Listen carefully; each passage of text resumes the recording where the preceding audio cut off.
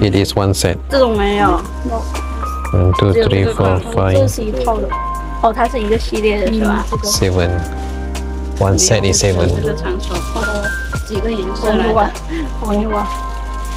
Only the blue 这个价格现在 is different. Sama. Lain.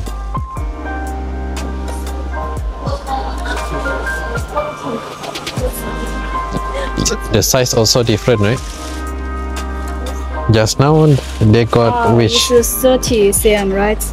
嗯 30, but this maybe 20. Kita dah jumpa dah, tapi Dah jumpa, tapi ada seekor aja. Lepas tu saiz dia beza, harga pun beza-beza.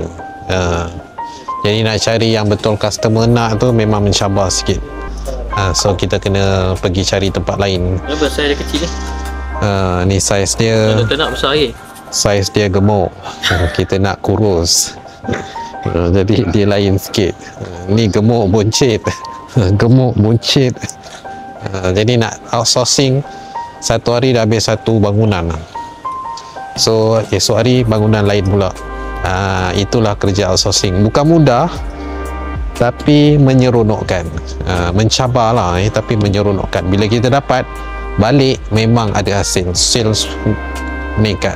Game eBay ni game siapa ada barang, dan dia boleh ship daripada warehouse dekat US.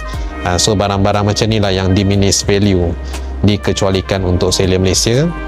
China dah kena diminish value, tak ada value yang bawah 800 dia orang boleh ship. Malaysia masih ada lagi. Jadi barang-barang ni per order kita hantar laju-laju ke US. Inilah peluang untuk kita.